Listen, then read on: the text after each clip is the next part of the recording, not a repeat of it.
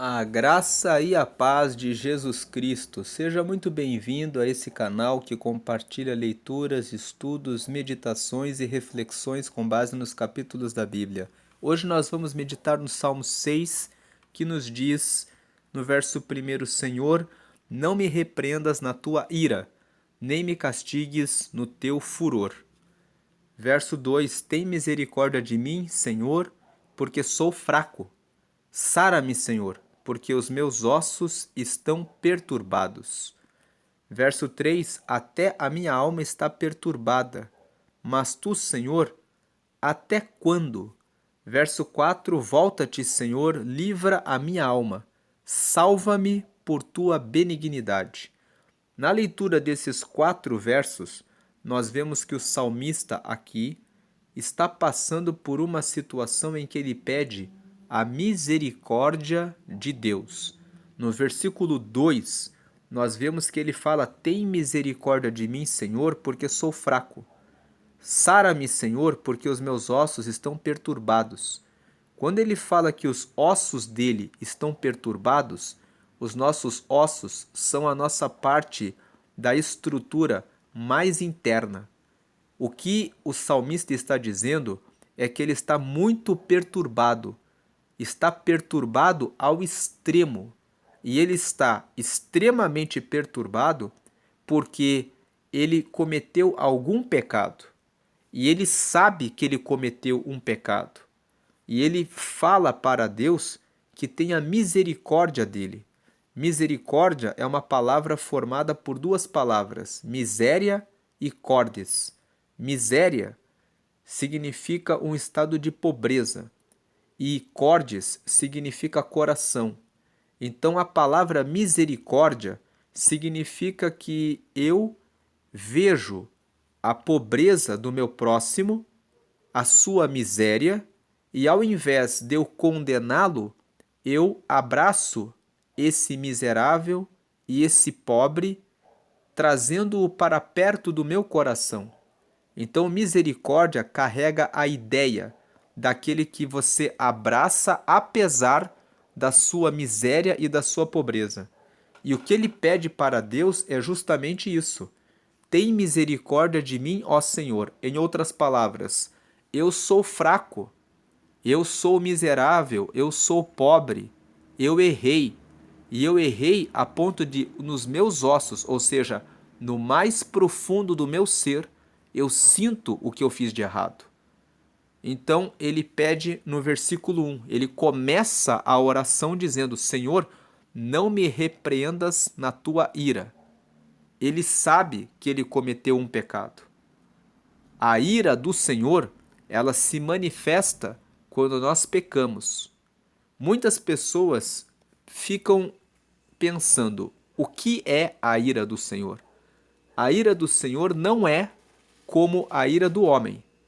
Quando você provoca alguém e a pessoa fica irada, ou quando a pessoa fica furiosa, a pessoa perde o senso de justiça. Muitas vezes a pessoa responde a você com uma medida desproporcional, com uma medida muito mais agressiva e muito mais violenta do que aquilo que você fez para ela. Só que a ira do Senhor e a fúria do Senhor não é igual à ira do homem e à fúria do homem. O Senhor, ele tem uma ira. O Senhor, ele tem uma fúria.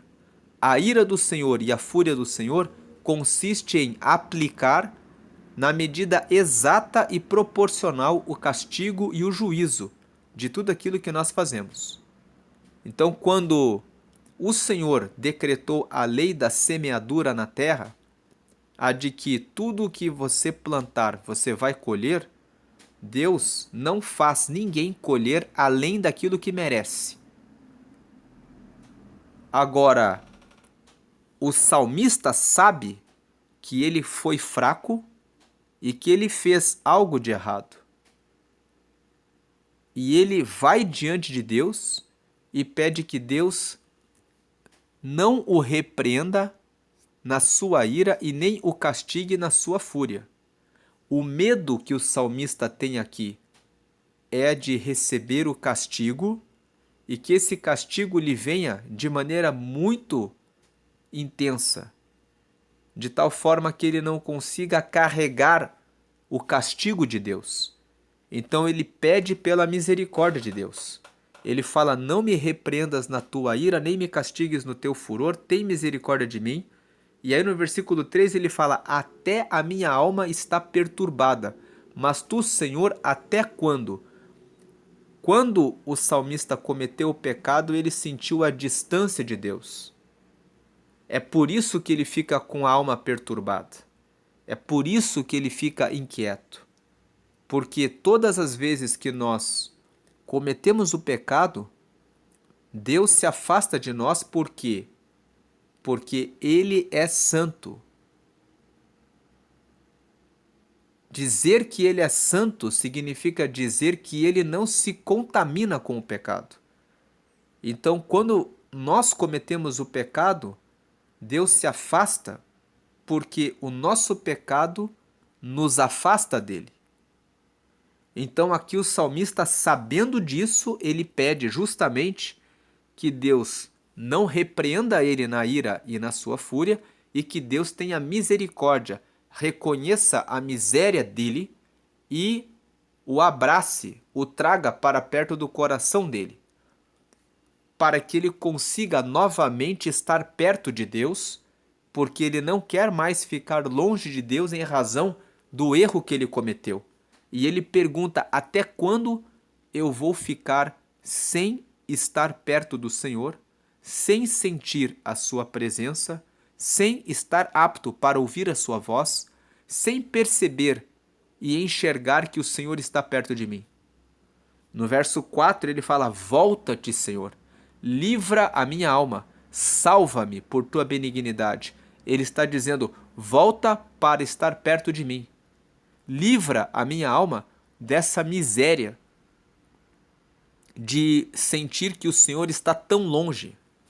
Salva-me por tua benignidade, ou seja, salva-me dessa situação tão desagradável, de tão grande vazio, pela tua bondade, pela tua benignidade.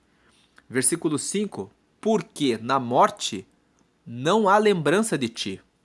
No sepulcro, quem te louvará? Ele está fazendo uma pergunta. Se o Senhor continuar longe de mim, eu vou ficar como se fosse uma pessoa morta. Não tem sentido eu viver aqui na terra sem ter a presença de Deus comigo. Na morte não há lembrança de ti. Se eu não tenho mais a presença do Senhor, eu fico como um morto-vivo na terra. E quando eu fico como um morto-vivo na terra, eu não tenho motivos para falar de Deus, para lembrar de Deus, para anunciar a Deus. Então eu fico como um morto. Como morto, eu não vou lembrar mais de Deus. No sepulcro, quem te louvará? Ficando na terra como um morto-vivo, quem consegue louvar a Deus? Verso 6: já estou cansado do meu gemido. Toda noite faço nadar a minha cama, molho o meu leito com as minhas lágrimas. Verso 7: já os meus olhos estão consumidos pela mágoa e têm envelhecido por causa de todos os meus inimigos. Então aqui o salmista mostra que ele está cansado de sofrer, de não ouvir a resposta de Deus. Todas as noites ele dorme, quando ele dorme e ele não ouve Deus falando com ele, ele começa a chorar tanto que ele fala que até o lençol, a cama dele estava molhada com as lágrimas dele. Ele fala no versículo 7 que os olhos dele já estavam consumidos pela mágoa e estavam envelhecidos porque ele estava enfrentando muitos inimigos. Certamente que quando nós erramos, existem muitas pessoas para apontar o dedo e dizer: ele errou. Quantas pessoas estavam apontando o dedo para o salmista, Os seus inimigos estavam dizendo: agora ele tropeçou, agora ele caiu. E o salmista estava ali, arrependido, clamando por misericórdia de Deus, reconhecendo que Deus estava longe e perguntando, aqui como no versículo 3, até quando?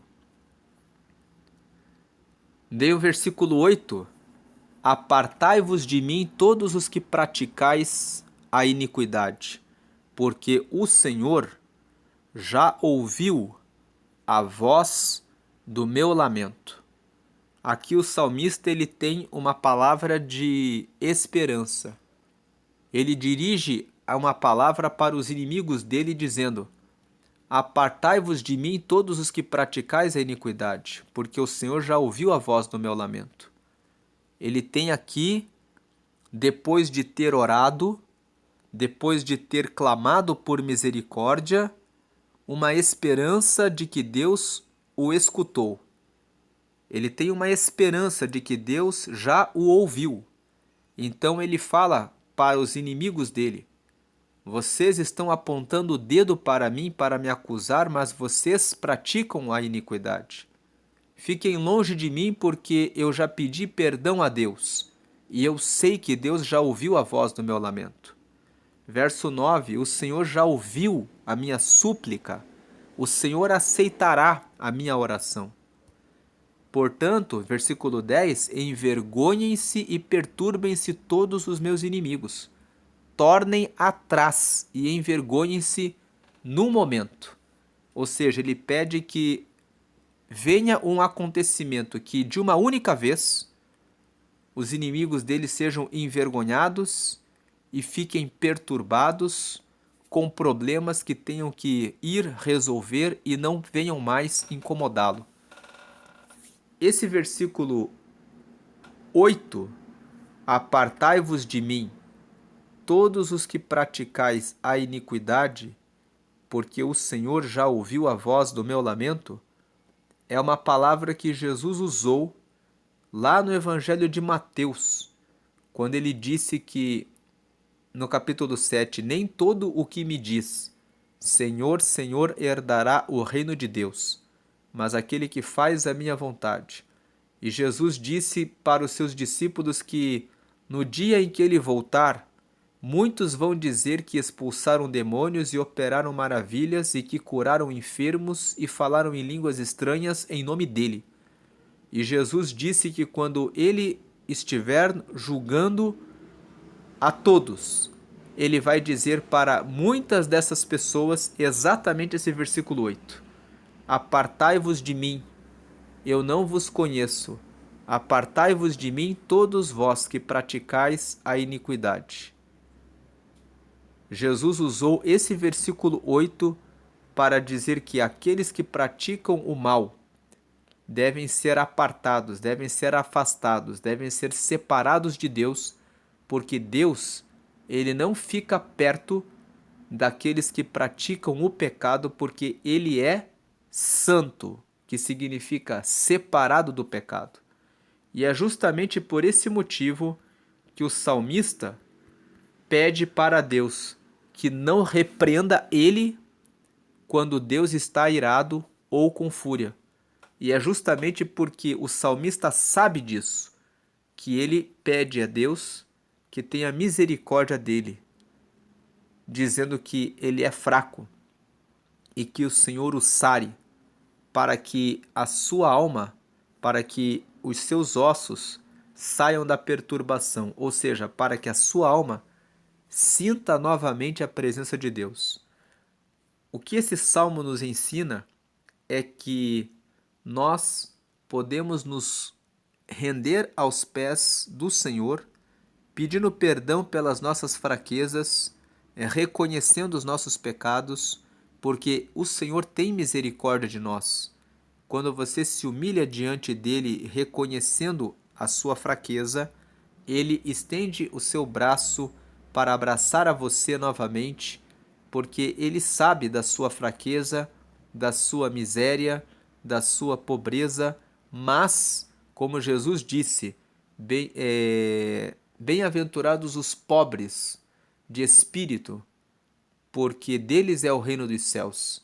Lá no Evangelho de Mateus, no capítulo 5, no versículo 2, Jesus proferiu essas palavras, então, com a sua pobreza, com a sua fraqueza, diante do reconhecimento de que Deus pode perdoar a você, vindo com o coração humilde e desejando verdadeiramente estar com Ele novamente, o Senhor visitará a sua vida e levantará você dessa situação de lamentação, porque o Senhor não tem prazer em que você viva na morte, mas Ele tem prazer em que você viva com a vida dele. O próprio Jesus disse: Eu vim para que tenham vida, e vida com abundância. A vida com abundância é uma vida de plenitude e alegria, e é a alegria do Senhor que Ele tem para derramar sobre a sua vida nesse dia. Deus abençoe a todos. Clamem sempre a Deus e busquem sempre a misericórdia dele, porque ele perdoa e é sempre bondoso para alcançar os que se humilham diante dele. Fiquem na paz do Senhor Jesus. Lembrem-se de se afastar de praticar o mal, porque o verso 8 fala: Apartai-vos de mim todos os que praticais a iniquidade. Se você praticou, peça o perdão para alcançar a misericórdia e não repita nunca mais aquilo que você tem feito de errado, pedindo a Deus que dê força para que você siga sempre no caminho dele, porque é assim que você estará sempre com ele. Fiquem na paz de Jesus. Amém, amém.